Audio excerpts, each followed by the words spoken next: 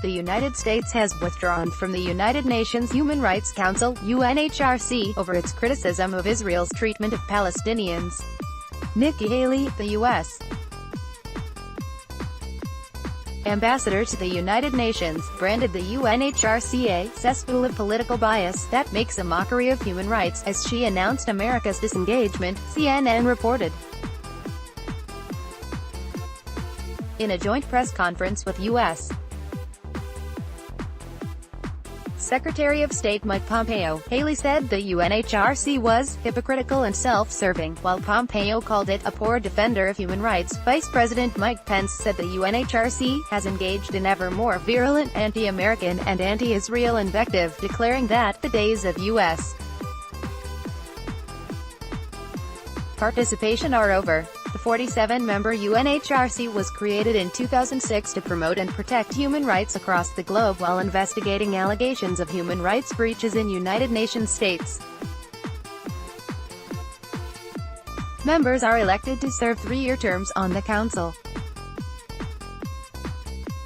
Meeting 3 times each year, the UNHRC reviews the records of all United Nations members in its Universal Periodic Review, offering each nation the chance to show how it has been improving human rights. Though it has no power to punish offenders, the body can draw international attention to abuses and call on suspected culprits to explain their actions.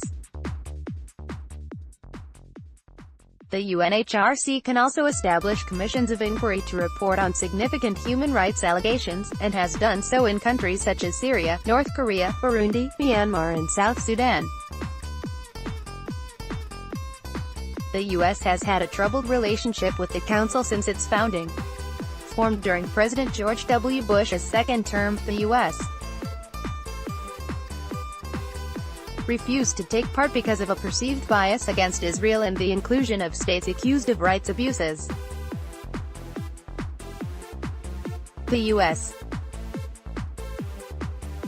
finally joined the UNHRC in 2009 under President Barack Obama, and was re-elected to the Council in 2012, but critics have continued to dismiss the organization, especially after China, Cuba, Russia, Saudi Arabia and Vietnam were elected members in 2013. Detractors say giving repressive states seats on the Council simply allows them to ensure their own impunity. The most recent break between the UNHRC and the U.S. followed recent criticism of Israel's treatment of Palestinian protesters in the Gaza Strip, after more than 100 were shot dead by Israeli troops. At the height of the killings, Haley walked out of a meeting of the United Nations Security Council in protest as the Palestinian envoy was speaking. Haley has led the U.S.'s staunch defense of Israel at the United Nations since President Donald Trump entered the White House.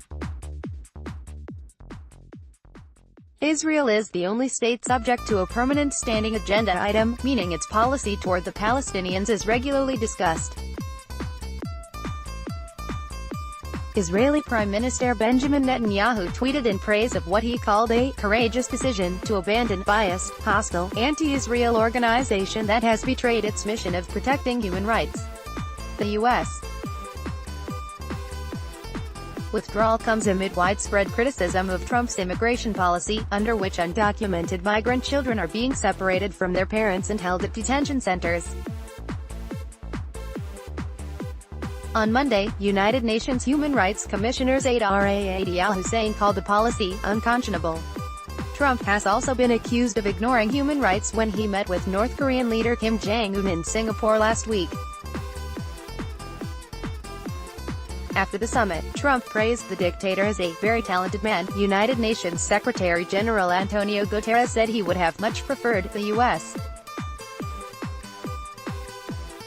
to remain a member of the Council, while al-Hussein said the decision was disappointing, if not really surprising, though Haley said the move was not a retreat from our human rights commitments. Other nations have voiced their concern.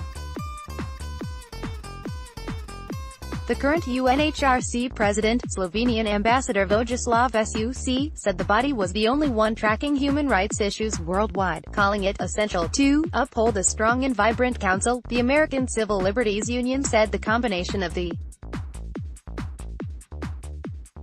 Trump administration's withdrawal from the UNHRC and enforcement of a harsh immigration policy only confirms what we've always known. Trump is leading a concerted, aggressive effort to violate basic human rights of those most in need of protection.